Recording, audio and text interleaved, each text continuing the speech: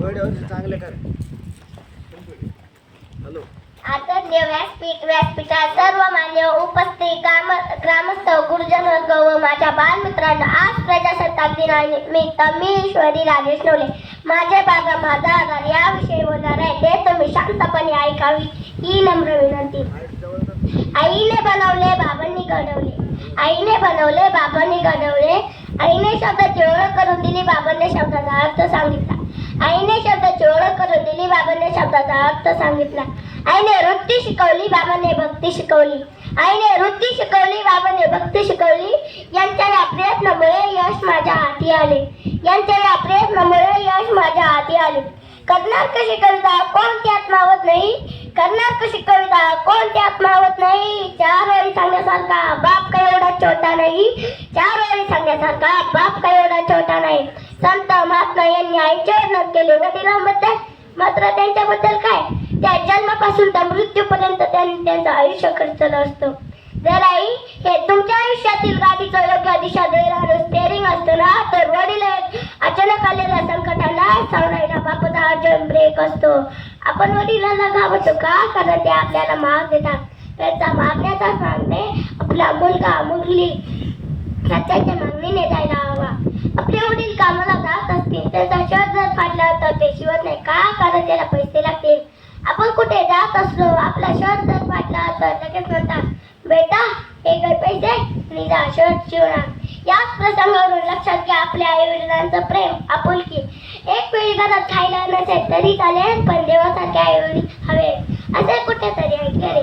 आई हे घरचे मांगले असते पण बापे घराचे अस्तित्व असतो.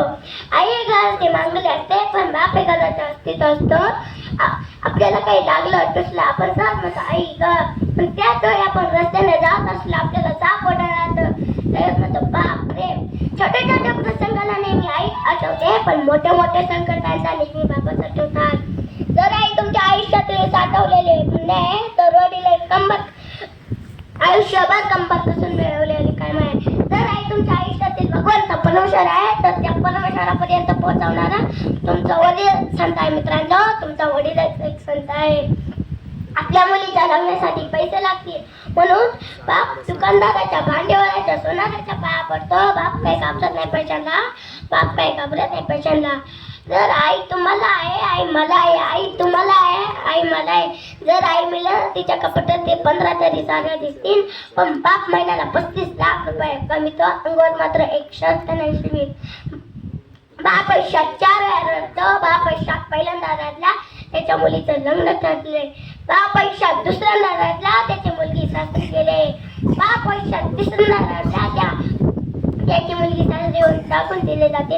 आणि मित्रांनो, बाप आयुष्यात चौथ्यांदा रडला त्या मुलाबाळासाठी एवढी इष्ट केली की तीच मुलं बाळा त्या बापापासून वेगळी जाऊ लागली. त्या बाप या दोघांचं सामर्थ्य असते की तुम्हाला जेवढं सांगितलं तेवढं कमी पडते. म्हणून मी म्हणते, इथे बसलाय 2-4 जण सोडून सर्वांनाच वडील आहे. आपण खूप भाग्यशाली आहोत, आपल्याला वडिलांनी प्रेम मिळवले. म्हणून 2 वारी म्हणायचे वाटते.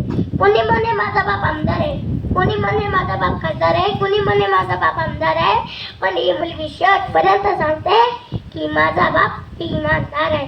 एवढं बोलून मी माझे भाषण संपवते. जाता जाता एकच सांगते, अगर दोस्तों बाप है तो किसी का डर नहीं, अगर दोस्तों बाप नहीं तो दुश्मन का सबर नहीं, अगर दोस्तों बाप है तो सारी तमन्ना पूरे, अगर दोस्तों बाप नहीं तो सारी खरीदारी अधूरे. दोस्तों सारी खरीदारी अधूरे. जय हिंद, जय महाराष्ट्र.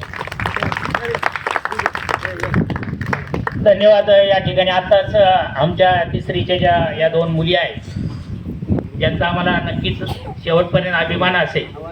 आराध्याने आईवर स्त्रीपूर्ण हत्येवर त्या ठिकाणी अत्यंत सुंदर असं भाषण या ठिकाणी केलंय.